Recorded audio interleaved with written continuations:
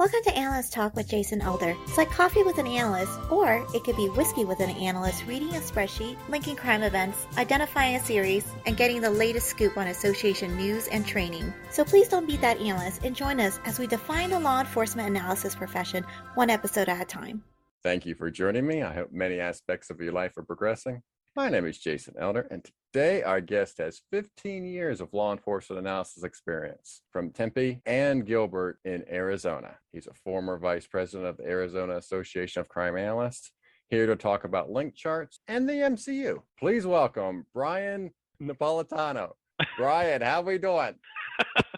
I am living and thriving, Jason. How are you? I am doing well. All right. Good to talk to you. How's the weather in Arizona? It's starting to creep up into almost triple digits here. We had spring weather for about maybe a minute and a half, and then it started creeping up to the 90s. Man. Now, have you lived in Arizona your whole life? Pretty much. I was born in New York, but I moved out here when I was like 5 or 6, so I'm pretty much from here. Yeah, so you probably don't even remember like New York winters. I definitely do. I remember having to layer myself just to go outside, and I remember like my mom having to carry me up over the stairs to get into my school because they were like coated in ice. And even as a kid, I was not a fan of the snow and winter, so I'll definitely take 115 heat over a snow day. Yeah. It's a dry heat though, right? That's what they keep telling us. That's what everybody tells you. Yep. Doesn't make it less hot, but it helps. I think it helps convince us that it's a little cooler. Yeah. A little more tolerable. All right. So how did you discover the law enforcement analysis profession? So I was going to school at Arizona State University, the Harvard of the Southwest. I was studying justice studies. And at the time I was working at a museum and I was helping to build exhibits. So I would like nothing in the law enforcement field at all. And I thought to myself, like, I really need to get into the field that I'm studying. But I didn't know at the time if I wanted to do something in the police department or maybe something in the courts. Like I was still pretty early on in college, I had no idea. So I just started looking at police departments to see what sort of programs they had. And I came across a crime analysis internship at Tempe Police Department. At the time, I had no idea what crime analysis was, but I figured if it's something I like, then I can make a career out of it. But if it's something that just totally sucks, then I can just quit it because it's a volunteer internship. So yeah. I pretty much became an analyst because it didn't suck. I like it. So how did you discover that there was this part-time opening this internship? Just literally doing research online into the different police departments. Tempe wasn't the only one that had an opening. I think Phoenix Police Department had an opening, but it was in South Phoenix, and my mom was not a huge fan of that because that's kind of a rough neighborhood. Sure.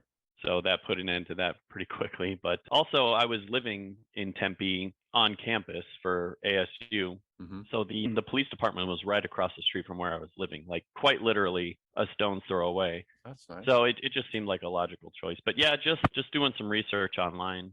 And then a guy named Matt Deanna ended up hiring me. I miss that dude. He moved to the East Coast. He's not dead. He just moved to the East Coast. But he was an analyst for Tempe PD for a while. All right. So you went in cold to completely that cold volunteer opportunity. Now, was there an interview process to that whole thing? Yeah. The questions were kind of basic, like what are your biggest strength and weakness questions, what would you do in this situation questions. But at the end of the interview, there was a quote unquote test where they gave me 4 or 5 different scenarios, and the scenarios were like 2 or 3 sentences basically. And I had to write down which of those I thought would be related and why. There was really no wrong answer, but it was just a way for them to see how I thought, or, how any candidate thought, and what I picked up on as far as MO or time of day or anything like that, or location information. It was a pretty good little test. We ended up using that for all of our volunteer interns, even after I got hired on. Yeah. Can you think of one of the questions or one of the statements? It was like a burglary with a garage door open and like golf clubs were taken. And then another one was like a vacant house where a window was broken. I can't remember. It was basically 4 or 5 different burglaries, and just like it was 2 or 3 sentences of what, just describing the incident and like what the location was, how the point and method of entry, what the suspect took, things like that. All right. And then you kind of had to do like what the next steps would be or what you thought about it based on those just a couple of sentences. Exactly. Yeah. And I guess they liked what I had to say. You weren't their first choice, but no. No, that was the backup. And then, yeah, after like about a year or so, I did that. It was a volunteer internship. And after about a year, they had an opening for a full-time analyst. And so I applied for that. And that's when I ended up getting hired full-time. So were you still in school at the time when you were part-time? Yep. Oh, yeah. Okay. So that was nice. And that was unpaid. So that was just some extra time you'd spent for a year. Yeah, there. definitely. And that's why I figured like it was like a win-win situation for me, because like I said, if it was great, because again, I didn't know anything about crime analysis at the time. So I figured if it was great, then awesome. This is the career path I'm going to do. But if it wasn't great and I absolutely hated it, well, it was just a volunteer position and I could go in and tell them I don't want to do it anymore. So it was really nothing to lose there. Okay. So you get that invaluable experience working there part-time for a year, and then a position comes up, and then is it a panel interview or whatnot from there? What's funny? I remember more so the internship interview than the panel interview for for the actual job. I think one of the questions they had asked me actually was for me to describe an ethical dilemma I had been in. And at the time, I literally had none. So I was like, pass, which I mean was a good problem to have, I guess. Oh man! Now Simpler times, Yeah, since it was in Tempe, are you required to have a portfolio and to follow Sean Bear's footsteps? It's funny. This analyst, Matt Deanna, basically told me all about Sean, Noah Fritz. Oh boy, I'm totally blanking on his name right now. Dan Helms. Thank you. Yeah, basically like the Tempe Mount Rushmore. Yes. It was almost like required that I know, and like I had to like pay homage to them every time I walked in the door, and knelt down and. Oh man, yes. Yeah. It was cool though. Like actually, I was able to eventually meet Sean and meet Dan at some training, and then Noah ended up getting hired back on at Tempe PD towards the tail end of my tenure there. So it was kind of cool to meet all these people and be like, oh my gosh, I've basically heard all about you, and hey, Sean Bear, we use your software and like worship it basically. Yeah. Well, that was weird, and I don't know. It's some people say that about me, and it makes me uncomfortable. I'm like, oh, it's like, well, yeah. It's like, yeah, I know who you are. I was like, well, I'm not going to assume you know who I am, but I'm like, oh. Well, I bet especially after this podcast too, right? Well, someone called me legendary. I was like, whoa, stop me throwing those kind of words around. I was like, geez. I aspire to be as legendary as you. Won't take long. So. All right. So then, even though you were there part-time and then you're just walking in the door for the first time as a full-time employee, did it feel different, or did it just feel like another day at that point? It actually did feel quite different, because it's like, okay, the stakes are real now. I'm not just, sorting through reports or doing data entry. Like now there are expectations. I mean, not to say that there weren't expectations when I was an intern, of course, but like if I make a bulletin, my name is now on that product, and who knows, maybe I could get called into court for something, or, like there's all these things that could happen, and just the level of expectation, and that it's expected that eventually I'm going to have to present some statistics to some higher up people that are way more adult than I am. Just, it definitely felt different. In a good way, I guess. What kind of tasks are you doing in the beginning? You mean during my internship, or when I first started? No, when you started. Yeah, when you started. It was kind of like they would let me do like kind of the easier bulletins, like an ATL bulletin, where it's just basically like a guy's photo and here's what he did and here's what we're looking for. And I would assist in kind of like simpler tasks. That's how they kind of got me started, like easier requests and whatnot. And eventually, I can't remember what my first like full-on series bulletin was. I know one of them was we had like 30 some odd cars get their windows shot out with BB guns. So I think we called that one like the BBGBs. Because I was told that if you give a series a unique name, people will remember that, and obviously so. If I'm remembering it, yeah, it's over a decade later. Too. That's that's what you got to do. You got to sell it a little bit and come up with a fancy name. So that's what I do with my presentations now. For when I put in for conferences, I give them unique names. They're usually based off of movies or something like that, but do the same thing. What are some of the unique names you've gotten? I did a sequel class and I called it, what did I call that? I think it was based on Star Wars. So all right, I already like it. It was like the Rise of the Script. That's what it was.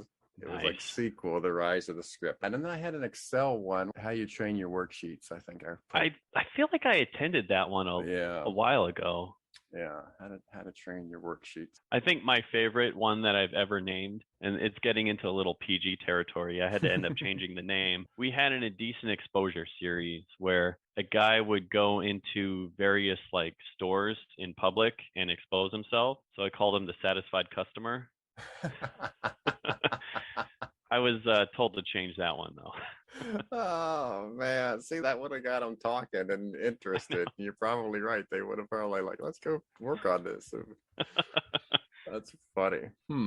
So then how many analysts are at Tempe at this time when you're first starting there full time? I think so. Tempe kind of has it split a little differently than other agencies. Like they have a tactical side and a strategic side. So I was in the tactical side, and I believe it was just myself and my coworker Matt. I think there were 2 strategic analysts from what I remember. All right. So then let's talk about some cases then, because you eventually work on a robbery series that's memorable to you, and you wanted to share it as your analyst badge story. Yes, Tempe badge story. So the series was called the Shady Bandit, and I can't tell you why we called them that, honestly. I'm sure that was another one that was named something else, and I was told to dial it back. This was back in, I can't remember the exact year, but I want to say like 2009. So what he would do is basically rob people as they're going into the bank. So they'd be in the parking lot, and the victims were carrying deposit money from whatever business they worked for in those big deposit bags. So he would hit them in the parking lot. So after a few of them, I was able to establish like a temporal pattern as to what time of day and what day he was hitting, or most likely to hit, I should say, as well as an area for where he was most likely going to hit. And that area was kind of between Tempe and then neighboring city, Chandler PD, which is just south of Tempe. So I coordinated with detectives in Tempe and Chandler and told them, all right, so we got, like this Friday, for example, let's sit at these 5 different banks between like 2 and 4 p.m. And for some reason, everybody like went along with it, which I still can't believe to this day. But let's just listen to the rookie. No one else has anything else better to I know, like it was a suggestion I just threw out there, and they're like, all right, let's do what the kid says. And I'm like, okay. So he actually showed up at one of the banks, and I think the bank was actually in Chandler, not Tempe, and like a vehicle chase ensued, and he got arrested. So that was, to me, that was like the moment that the department was like, okay, he obviously knows what he's doing. So let's give him some more responsibility. Let's trust what he has to say. It was a good series. Yeah, it makes me wonder that people must have been willy-nilly with those bank deposit bags, right? Because if I was carrying a lot of money into the bank, I mean, I'm carrying it in a backpack or something where no one knows that it's in there until I get inside the bank. I know, like I'm totally picturing like one of those generic cartoon bags with a giant dollar sign on it. So I honestly have no idea. My thought, and this is just a total wild guess, is let's say like, the guy was coming from Taco Bell, the victim. My guess is that it was a huge bag with the Taco Bell emblem on it, because like a giant canvas bag or something, because he wouldn't hit just anybody coming into to the bank. He knew exactly who the people were that were making those Friday deposits or those Wednesday deposits, whatever, Okay. Like because he would always get a decent amount from them. Yeah. So was it businesses mostly that he was getting? Like the money was related to a business? Yeah, not a specific business, but yeah, it was just various businesses. Okay. Their employees just dropping off the whatever cash for the week or whatever. All right. That makes me think that he either did that or somebody let him know that that's the practice. That's definitely a good call. And this was years before I started doing intel analysis. So that could have been helpful back then. Yeah. But see, we should have called upon the legendary Jason Elder to help us out. Back in 2008, Cincinnati. Yep.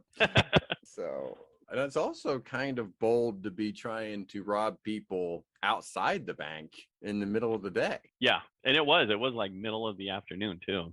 Huh. I got to thinking we're going to be talking about movies later. Now I got movies on the brain. It reminds me, I picture that scene. Oh, what was that Matthew McConaughey movie where they played the four brothers that robbed the bank? Something boys, but they end up robbing the bank, and it was just like what you're saying. They all had these bags for the money that was coming into the bank, and they're all older guys, right? Like in their 60s plus. So they're like, oh yeah, we'll just be able to take it straight from them and they'll be scared anyway, so it won't be a big deal at all. And here all these old guys had no fear. And so the scene is them like trying to pull this purse basically from these old guys, and they're like hanging on for dear life and not letting go of the bags at all. So they're like dragging them across the dirt in front of the bank. The Newton Boys is the movie. The Newton Boys. Thank you for looking that up, because I was trying to talk and look it up at the same time, and it wasn't happening. So very good. I got your back. But that's based on a true story, and I would recommend that movie if you haven't seen it. I wonder if our suspect had seen it and took a little inspiration from it. So do you remember how many victims he hit? I want to say like 5 or 6. It got up there. All right. Yeah. That's pretty good, though. Yeah, it was a fun series to work on. All right. And then any other cases that come to mind during your time in Tempe? So in 2010, we had just a string of homicides, completely unrelated. It was just like, because from what I recall, Tempe only has like maybe 3 homicides a year. But in the year 2010, for some reason, like the planets aligned and just there were so many homicides that we were working on. So the unit I was with, that's when we kind of started doing intel analysis and doing workups. And they would request workups from like everybody involved with the incident, like any ILs, investigative leads, any suspects, registered owners of vehicles. So I guess a couple of the cases where I'll do one specific was this ASU student was walking down one of the major roads, and it was basically a robbery gone wrong. He had his laptop stolen and he ended up getting shot and killed. Oh. Well, basically we ended up finding the laptop I think behind a grocery store, if I remember correctly, and ran some prints on the laptop, and they came back to the suspect, and the suspect was being interviewed by the homicide detective at the time. And let me correct myself. I think the victim got stabbed, not shot. And the reason I correct myself is because when he was being interviewed, the suspect, he made a statement like, "Look, I didn't stab the guy, okay?" And at that point, there had been nothing on the news about how the victim got killed. So I remember the detective leaving and then running into where we were all watching the interview, and he's like, "Did anybody else hear that?" So that was one that stuck out, and that guy ended up getting arrested because he wouldn't answer why his fingerprints were on this dude's laptop. And the detective was even giving him outs like, "Well, was it passed around to you like at a party or something? Like, somebody asked you to hold it for a second?" And I remember the kid was like, "No, my prints aren't on there." And the detective was like, "That's not the question. Your prints definitely are on there." Was there any other eyewitnesses or anything? How did you end up linking them? Because it had to be more than just him saying, "Well, I didn't stab the guy." No, it was, we found the victim's laptop like behind the grocery store, and it had fingerprints on it. It came back to a guy who basically had like a huge criminal history to him, including robbery in the past. So when we brought that guy in, we were basically asking him, why are your fingerprints? Well, I wasn't, but the detective was asking him, why are your fingerprints on this guy's laptop? Basically just looking for that answer, because at that point he was just a lead. And it was kind of like a scene from a movie because he was the one who slipped up and was like, look, I didn't stab the guy. Like, all we were asking was, why are your fingerprints on this laptop? And then he makes the jump to, I didn't stab him. And it's like, well, we didn't say anything about the guy getting stabbed. All the media said was he was killed, you know? So it was kind of interesting. It's kind of like a movie. Yeah, I'm not sure why he just didn't keep the laptop. Like, why? I don't know either.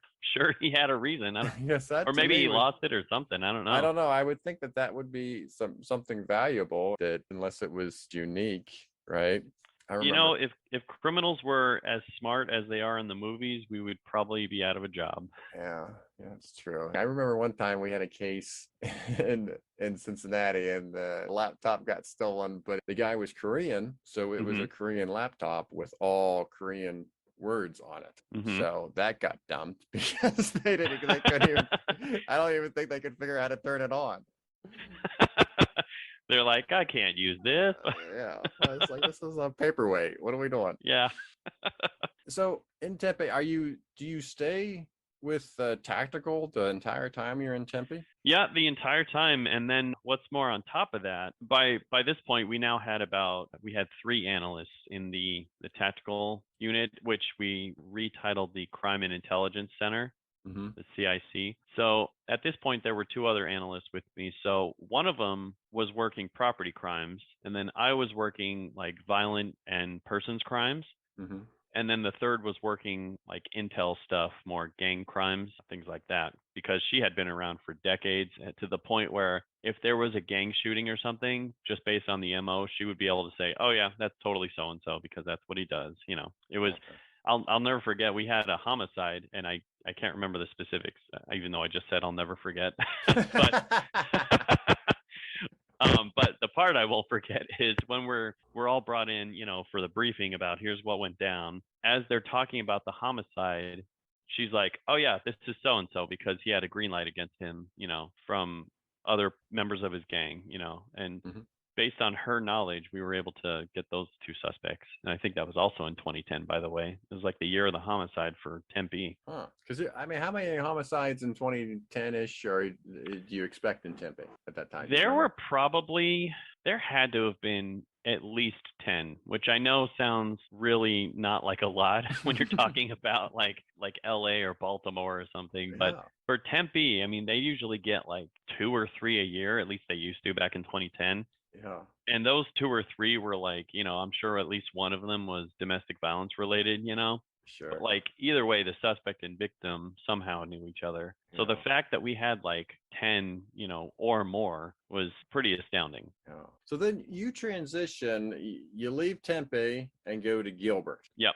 And when I was talking to you in the prep call, I was like, Gilbert, I just have this picture of the cartoon and like this really dopey agency that is made up. That's what I think of when I think I hear Gilbert. Well, I'm sure people who are not fans of us would probably agree with you.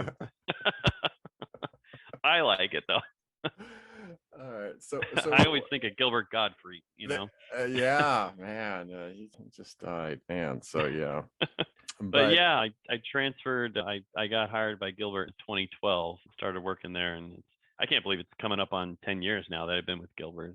So what made you leave Tempe for Gilbert? I was just getting unhappy with the leadership in Tempe, just like with my supervisor and chain of command. It was something I kind of resented for a while, but now I'm like, I don't really dwell on it. And, you know, I try to be positive, you know. Sure. And the way I look at it is any unhappiness there brought me to Gilbert where I am happy. So it was worth it. Yeah. I was thinking those situations, it's how you land that's most important, because if you leave a bad situation and now it's worse, you regret leaving, right? Yeah. But if you leave and you're in a better situation, then it was worth it all. Right. Yeah, absolutely. I'll like a quick example. At that point, I was in grad school and I told my supervisors like, hey, I'm going to be in grad school, so I may have to adjust my hours. And immediately it was like, well, that's not going to work. And, you know, then I come to Gilbert and they're like, oh my God, that's so awesome. Congratulations. And I'm like, okay, this was the right decision.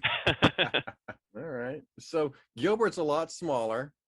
Yeah, right? a lot safer too. We make Mayberry look like Detroit, I feel like. There's like 270,000 people in Gilbert, but we still recognize ourselves as a town for some reason. I don't ask me why. Yeah. We're probably the biggest town in the country, Yeah. But you have 4 analysts, right? Yep, 4 analysts, all Good. superstars. That's awesome. What kind of tasks are you working on? So here, we kind of do it all. We do tactical analysis. We'll do some strategic, and then some intel also. All right. We don't do much with like NIBRs and stuff. We have a data analyst for that, but we're housed in investigation. So a majority of what we do is kind of assisting the detectives and kind of filling in the blanks or creating bulletins, things like that. We'll assist with a ComStat type of monthly meeting. And I say that because it's not really what you would think of with a traditional ComStat meeting. It's more of just an intel meeting, but we call it ComStat. I really think that's where it needs to go, to be honest with you, because Yes. it's gotten to the point now where, ComStat was there when you didn't have access to the data. Yeah. And now everybody should have access to the data. So shouldn't be any surprise when you go into a meeting to hear information. I am so picking up what you're laying down right here. Yeah. From what I hear, our town wants to go to a town-wide ComStat meeting where every department kind of does its own statistical data. I don't know how that's going to work. Martin O'Malley, who is the former mayor of Baltimore, he did city stat and he had stats for various departments when he ran Baltimore. So he took that same concept of a ComStat and would bring people in, and they would have measurements from each of the departments, and people would be held accountable based on the activity that their department was in. That's interesting. Was it pretty successful? I think so. I mean, it's been a while, and that's relative. It's not like I read or did any kind of evaluation process of right. how it was, but I mean, that was his way of organizing meetings and organizing all the departments. So interesting. I wonder if that's where we're headed here. I guess time will tell. I don't know. And it's always rougher in the beginning. So I wonder if Parks and Rec's going to get screamed at in the beginning, right? Better them than us, I guess. Yeah. So then you have a case here in Gilbert that you'd want to talk about too, a drug bust in Gilbert. Yes, I hate to be a two-badge story person, because I'm totally not trying to be like, look at how awesome I am because I have 2 badge stories.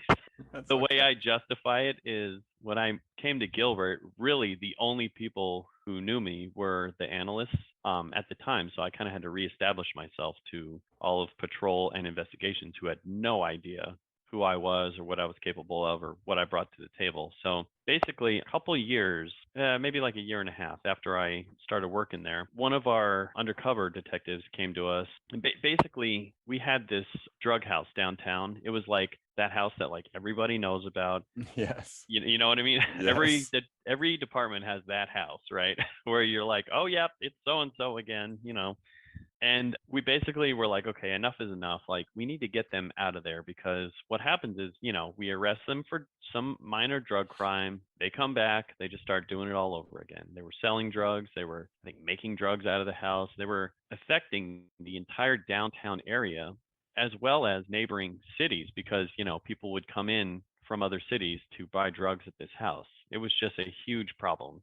Yeah. So work started in like mid 2014, I believe, on, okay, how can we actually shut this house down for good?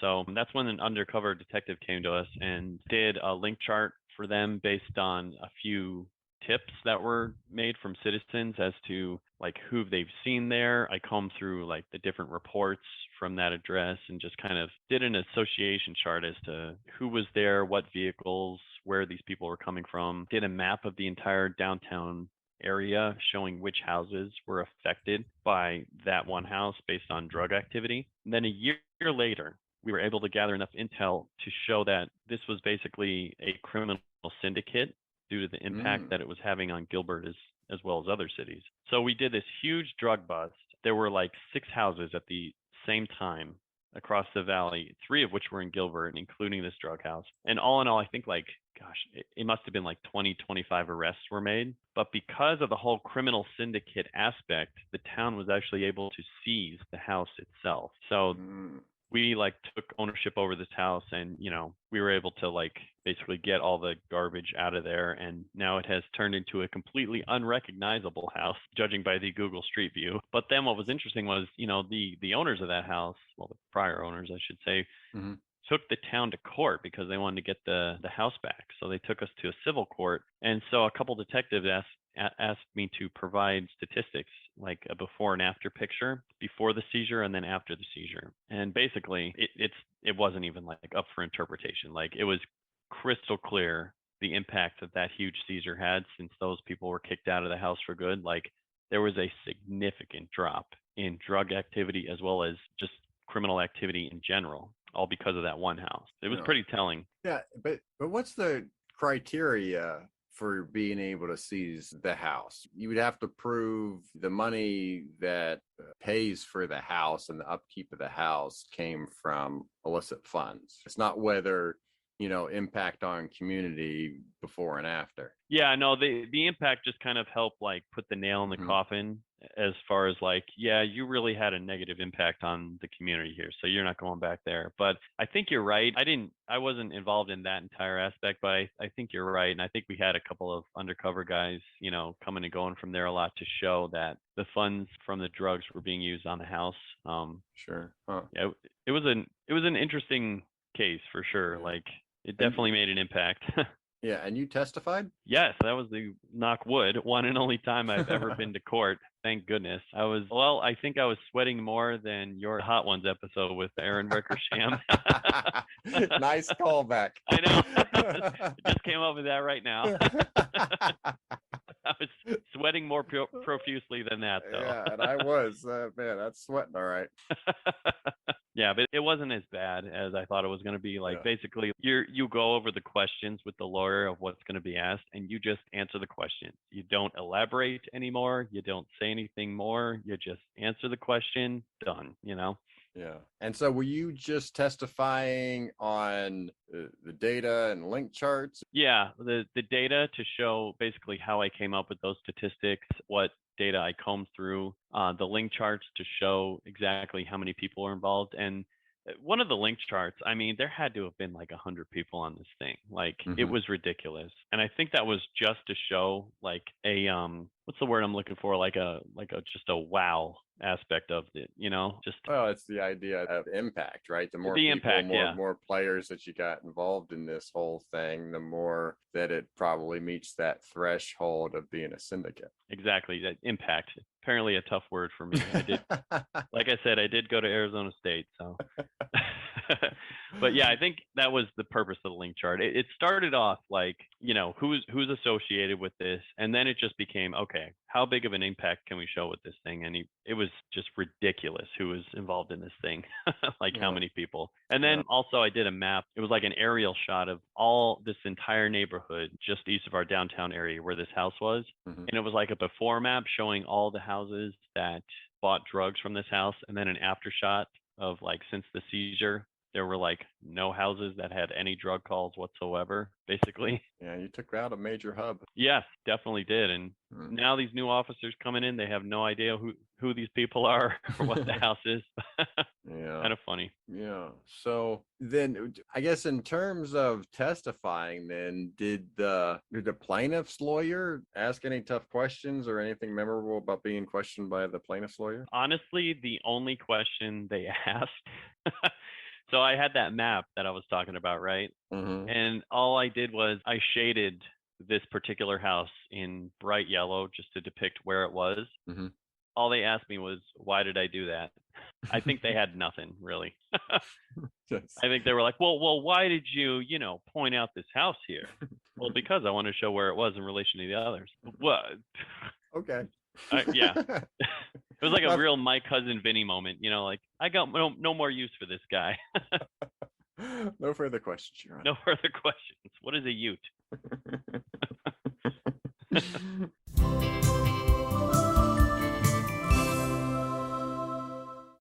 This is Erin Wickersham from the Maricopa County Attorney's Office, and my public service announcement is to go on a court along.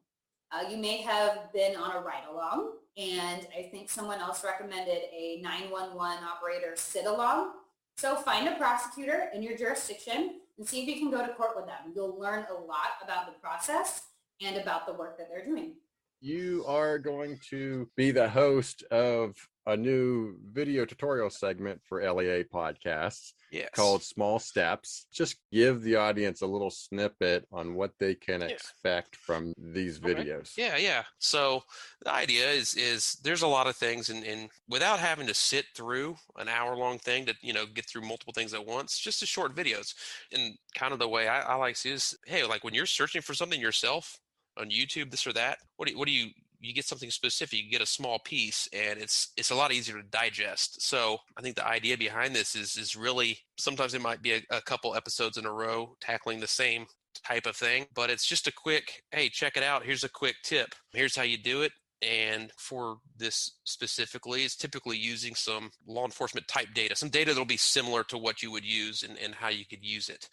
So like examples, just, text a column or certain formulas, concatenate, VLOOKUP, XLOOKUP. Some of these, some of these you just, like I say, you might not. I don't by any means consider myself an expert. Anything to make it easier. I kind of learn at the same time, and I love sharing with other analysts. Not an hour-long class. You don't have to sign up for it. It's not costing you $10 for stuff you might or might not know. It's just quick videos, quick tips. Yeah. So this video series, it's going to begin Tuesday, April 5th. We'll release every Tuesday. The first one is a series on text to columns. Is that correct? That's correct. If you have suggestions for what you would want videos shown of, whether it's in Excel or Access or SQL or whatever program it may be, send us an email, leapodcasts with an S at gmail.com, or give us a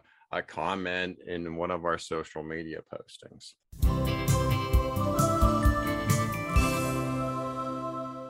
All right, well, let's talk about link charting a little bit, because that's a topic that we haven't talked too much on the show. Yeah. And we have the rule of all link charts, which is you never cross the lines. Yes. It's the same rule in Ghostbusters, by the way. Don't trust streams. Yeah. Although they do that every time. They did that, I think, in every movie. That's true.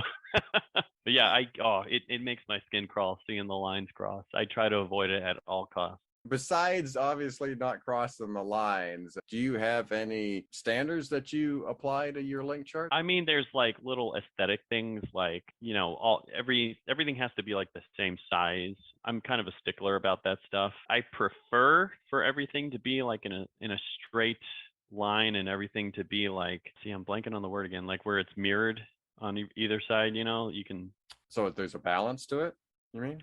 I guess, yeah. You completely make my mind go blank. But I'm like kind of a stickler for how the chart actually looks. I want someone who's a complete stranger to the case to be able to pick it up and instantly say, oh, okay, I know exactly what you're talking about. And the same thing goes for maps too, by the way. I want someone to be able to pick up either a map or a link chart that I've worked on and know exactly what I'm trying to show with it. So if I can use photos of the people, I'll do that. I'm not a huge fan of just using like circles for people and, square for addresses or things like that. But I understand, like, not everybody has I2 analyst notebook, But I try to just make it as aesthetically pleasing as possible, I guess you could say. Yeah. I think with link charting, and probably just like with any other projects you're going to do, it's what question are you trying to answer? Yeah, exactly. Are you trying to show that one particular person is responsible for all these other things? Are you just trying to show how people are related, who's calling who, and for how much time, where money is going? There's countless things you can do with link charts. Yeah, and I think that's what I always ran into when I was doing link charting. It always got to the point where it got too crowded. Yeah. And I was like, oh, what story am I trying to tell with this? What am I trying to display with this? What questions I'm trying to answer? And then, because for some reason, I always wanted to just have one chart. Like, it was against the law to have more than one. So I was always to the point working where I was trying to fit everything on one chart. Yep. And at that point, your pictures become super small and the text is really small. Oh, yeah. You got to blow it up on a plotter just to be able to read it. Yeah. Oh, was it symmetrical that you were thinking of? Symmetrical. Gosh, There we why go. can't I think of these simple words? Yeah, I don't know. Symmetrical's simple. I don't know. I think this headset is cutting off the blood to my brain. it's Let's that just blame dry that. heat in Arizona. There we go. Yep, let's blame that. So, do you have I2 Analyst Notebook now? I do, yeah.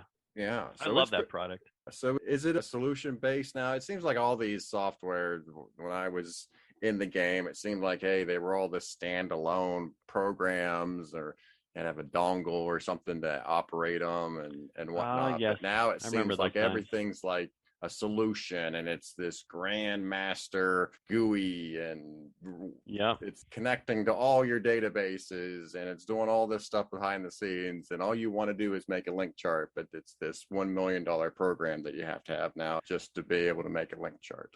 Is that how you feel, or am I exaggerating that? Maybe just a smidge. I do remember the days of having to plug in a dongle in order to use I2. I've tried to put that behind me, but thank you for bringing that up again. I don't know if we even it's possible that I2 is everything that just described, where it's just way bigger than it needs to be. Fortunately, we've really only needed it for like link charts and phone toll analysis and maybe some timelines. I would imagine in a bigger city like a Phoenix or a Baltimore or New York, you'd probably use it for what you were describing. But in little old Gilbert, fortunately, we don't have that problem. So we just pretty much, I don't know if there are different tiers of accounts or what, but we just have like the basic where we can just make link charts from it. I mean, it is easier now that you can import your data into I2 if you want to do like a phone toll analysis. That makes it so much easier. Yeah, phone tolls is what I used it for mainly, unless I was just trying to talk about connections with different targets. One of the most annoying things I remember of I2 is, and this goes back to when you were printing on a plotter. So this is when you're creating these charts to put on a plotter, to post on a wall somewhere in the police department. Yep. And this was really only for timelines. And so the I2's timeline would only allow you to have one continuous timeline. You couldn't snake it, right? So you couldn't say, all right, give me the first year on top and then stack the second year on the bottom. So you could fit it nicely on the page. So you didn't have to waste this really wide amount of paper. Yeah.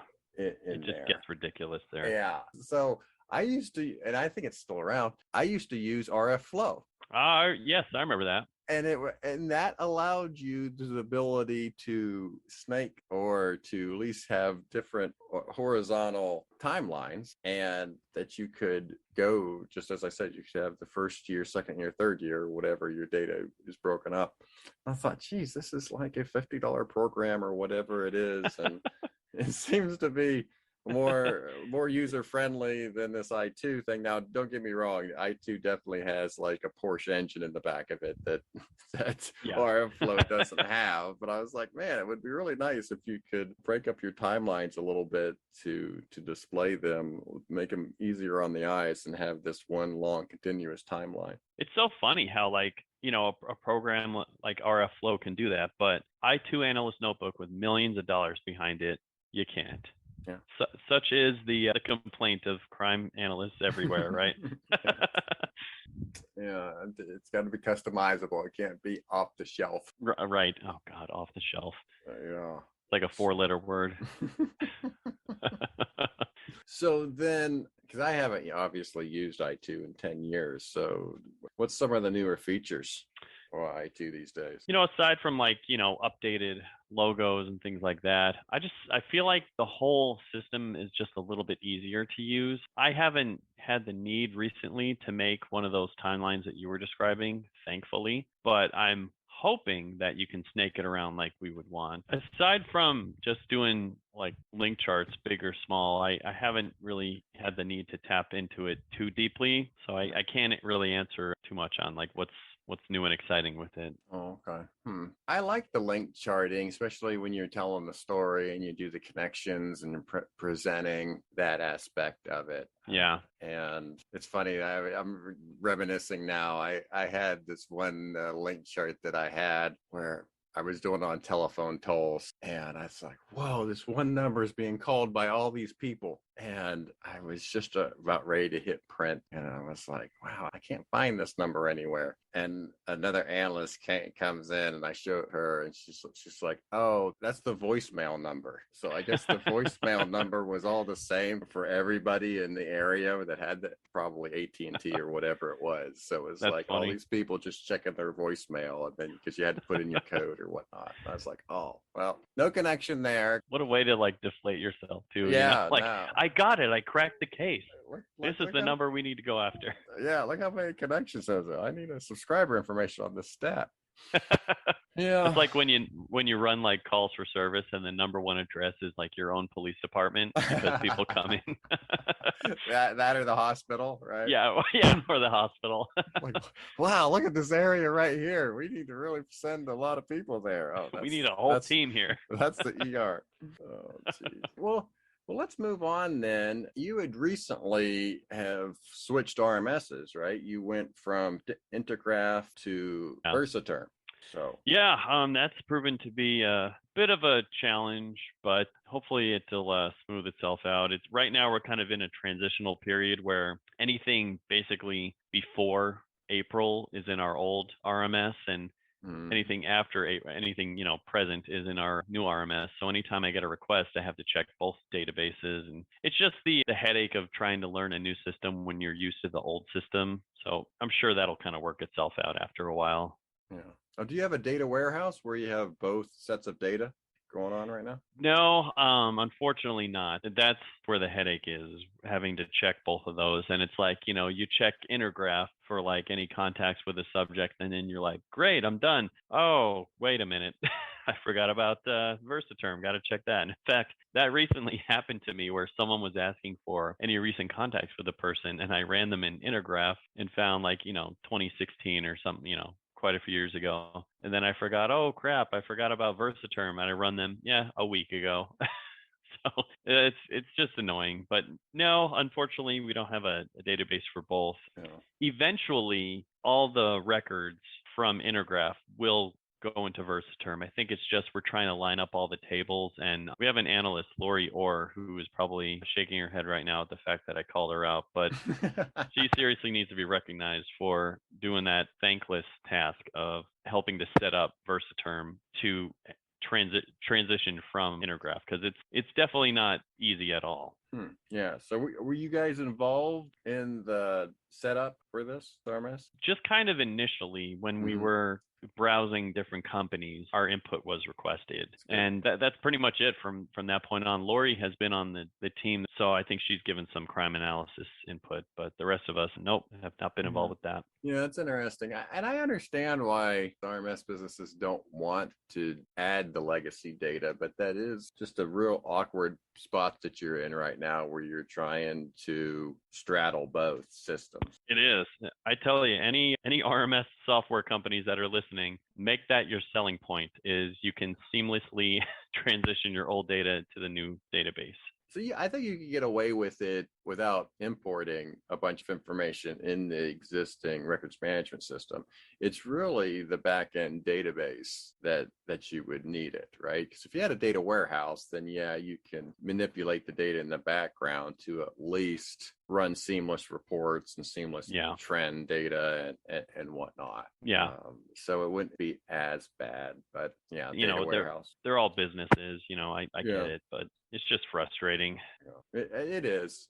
In Cincinnati, once we turned on our records management system, I don't even think we had an existing one. But, so that was definitely a hard no from them. They're like, yeah, we're not putting any of that data in the system. Hard no.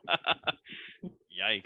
Oh, that would be so frustrating. Yeah. So how did you work around that? I mean, we had a connection to the data, but it wasn't like what you would think of as a record management system where you would log in and have this interface and go through all these modules like most people are accustomed to seeing now when they use a records management system, the front end, if you will, right? We had there was data entry folks, and then there was access to server databases there. So, I mean, that's essentially what it was. Okay. But, so I don't normally like to deal with the actual interface and modules of the records management system anyway. I rather get the data behind the scenes and get access to everything in a warehouse. That's what we had with Intergraph.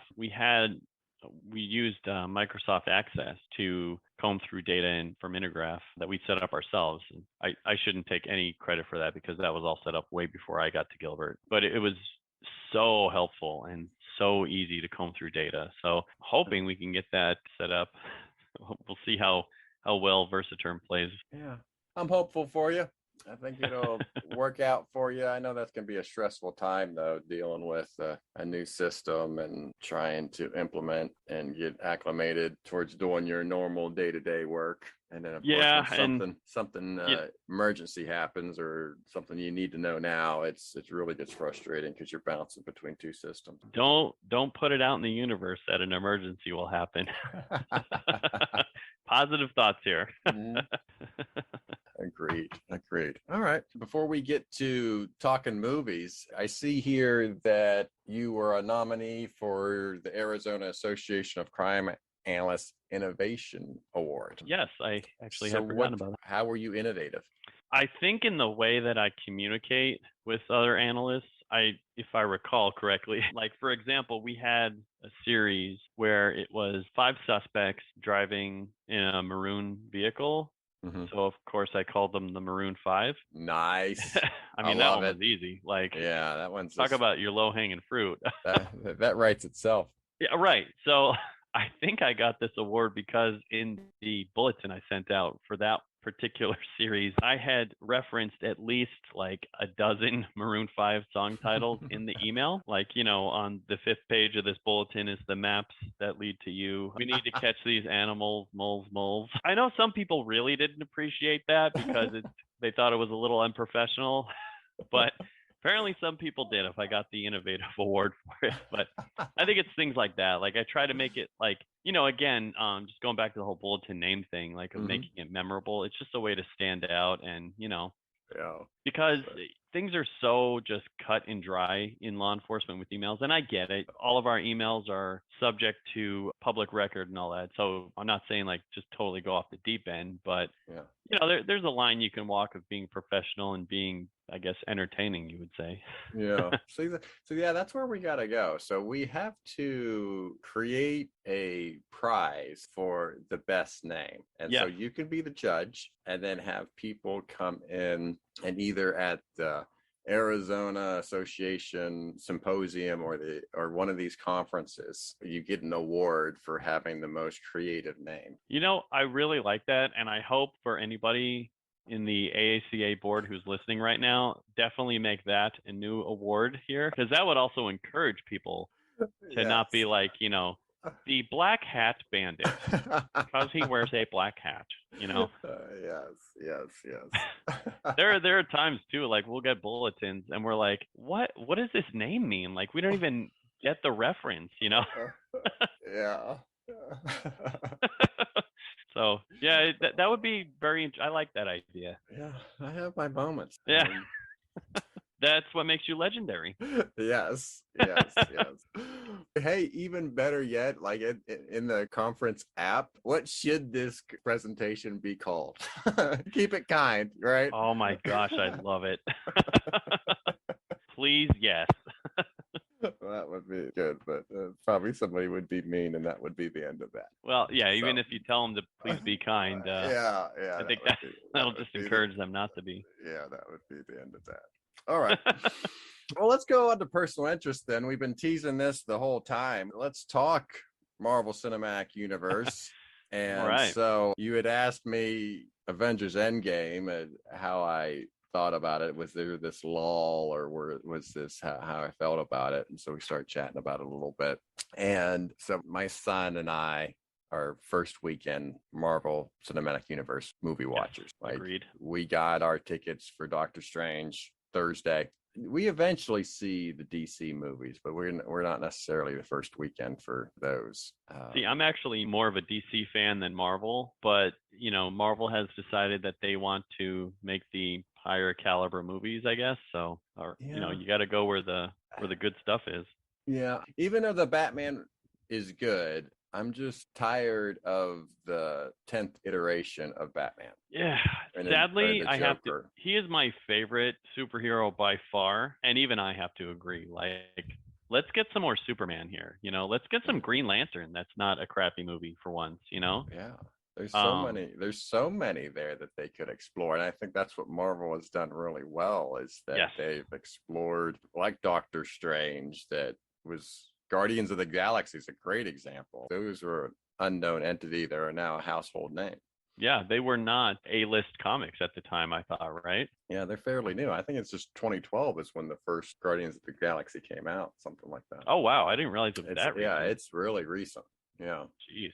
Yeah, and like you said, now they're a household name. Everybody can name all the members of the Guardians of the Galaxy. So, yeah. And unfortunately, you do have to be like a first weekender now, because thanks to the internet, like, we know all the spoilers, even if we don't want to know them, Yeah. I miss the time when all we knew about a movie was the trailer that we saw, and that didn't release a whole lot of info. You know what I mean?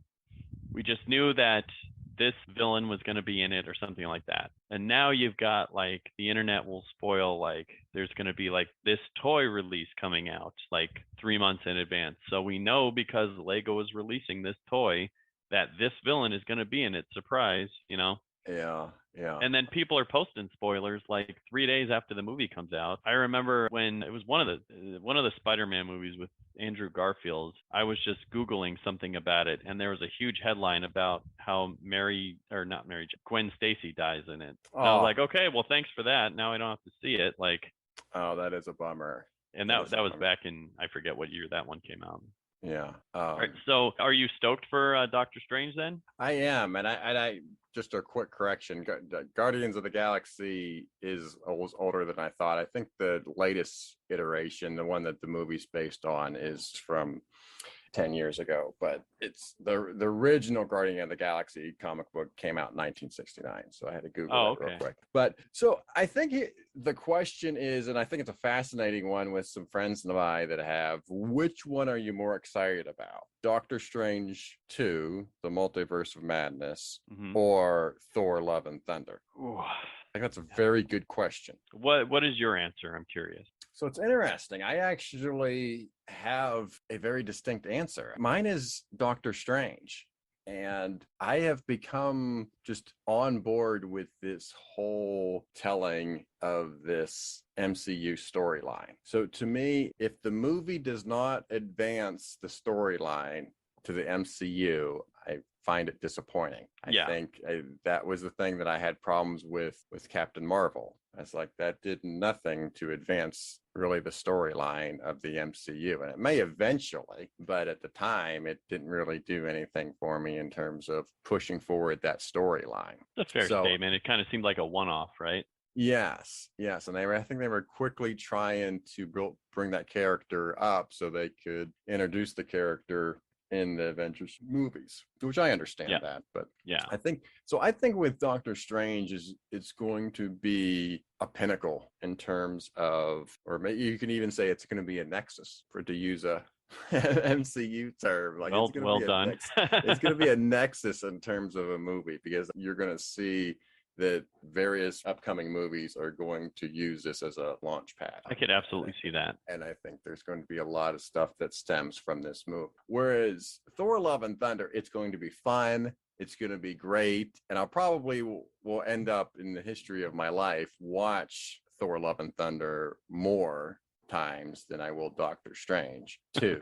But I am looking forward to more Doctor Strange 2 because of its overall importance to the MCU timeline.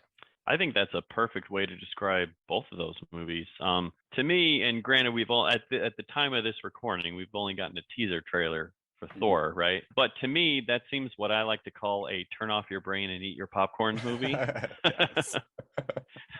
which is totally fine. But there's something to be said about the movies that advance the MCU storyline. The ones that have something deeper going on, the ones that make you think a little bit more or develop a character, So I agree with that. How have you felt about like phase 4 of the MCU in general? Because when I was originally responding to your email about this podcast, I was actually quite literally listening to your interview with Mike Winslow. Yeah. You guys were talking about, basically the Infinity War saga up to Endgame, because at that point, I think that had been the most recent movie, I think.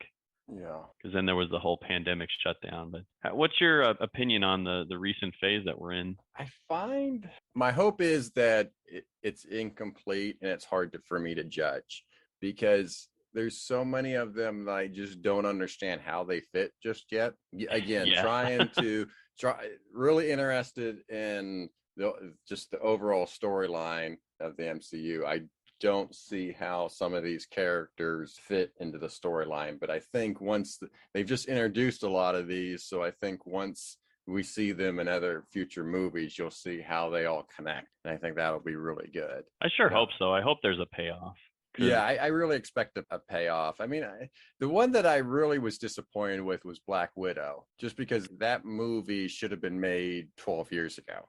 And yep. It didn't. It was a backstory of a character that we already really knew, and it just didn't have that payoff of Budapest, right? I thought the Budapest stuff was kind of lame. Yeah, the whole Budapest callback. Yeah, there's so many Budapest callbacks, so I thought that was going to be a significant moment or something really clever, and it really wasn't. So I didn't particularly like Black Widow, but some of the other ones I've liked. And I wonder if Marvel even knows how they're all connected right now. I don't know. I gotta believe that Kevin Feige's got this ridiculous I2 link chart in his house.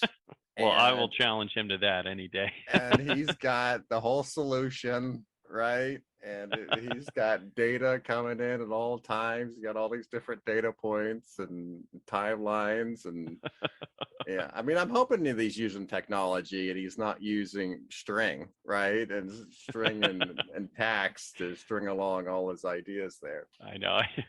That would be, oh God, could you imagine if he legit had I2 analyst notebook and he's like, okay, we got this branch going out here with Captain Marvel. We got to get that back somehow.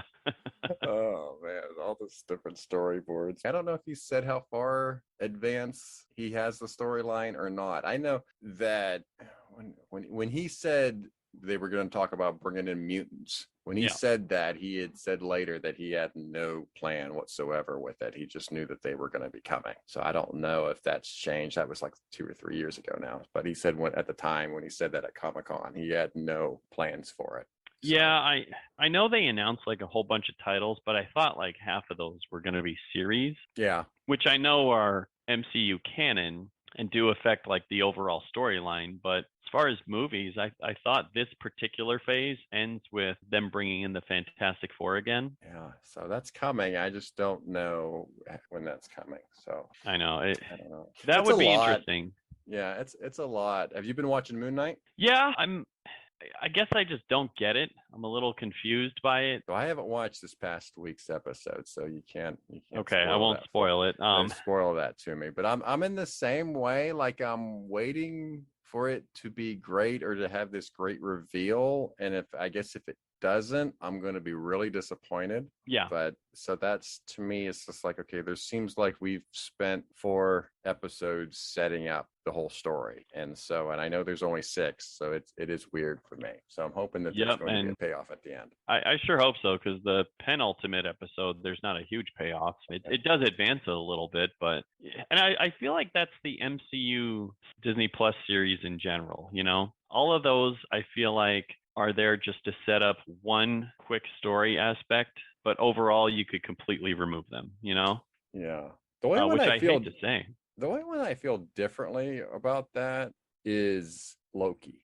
That was a fun one. Loki seems to be the only one that's getting a season 2. And that set up a whole thing of Kang the Conqueror at the end there. So I think they have an idea that they're going to run with. The other ones, everything else seems to be a one and done. So I think you're right there. They're just trying to set up characters to be in future movies. But do you think it's that, like Hawkeye, for example, do you think he was supposed to get his own movie, and then they were like, yeah, let's just make this a show instead. No, I don't know. I mean, there's always probably what ifs that you could do. Is could we do a movie? But I'm not sure if I ever heard any rumors about him getting his own movie. I do wonder what they're going to do with his character. Is he just never going to show up again? So I'm not really sure what they're going to do with his character. My prediction is based on that show and based on Falcon and the Winter Soldier is that they're getting ready to pass the torch from the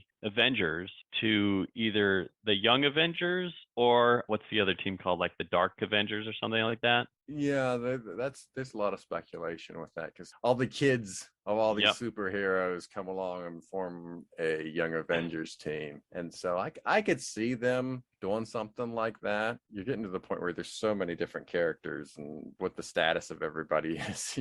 Back to we need the link chart to keep track of what the status of everybody. So that should be my next link chart. Then is the MCU link chart or timeline or both. They can work with each other. There you go. Yeah. Actually, put that in for the conference. See if it gets. Oh my God! You know what? If I put that in and it doesn't win, I'm gonna quit my AACA membership because.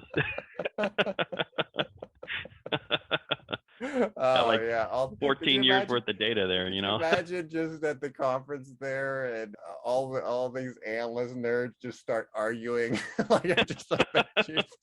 This huge civil war of argument comes out between analysts, and just totally nerding out. It would be the best conference ever. And all these people that don't have any idea what's going on, just looking at us like we have 10 heads. So, well, hey, awesome. I could talk about this for hours, actually. So I appreciate you indulging me, though. Better stop while we're ahead. So let's move on. I appreciate that. Let's move on to Words to the World. So our last segment of the show is Words to the World, and this is where I give the guests the last word. Brian, you can promote any idea that you wish. What are your words to the world? So I'm a huge fan of the band 311, not only because I love their music, but I especially love how their lyrics talk a lot about positivity, which I'm a huge fan of. So my words to the world, I'll give a couple quotes from their lyrics. One is, you've got to trust your instinct and let go of regret. And another one of my favorites is, stay positive and love your life. Very good. Well, I leave every guest with, you've given me just enough to talk bad about you later. That's not very positive, Jason. But thank you for having me on. But I do appreciate you being on the show, Brian. Thank you so much, and you be safe. Thank you. You do the same.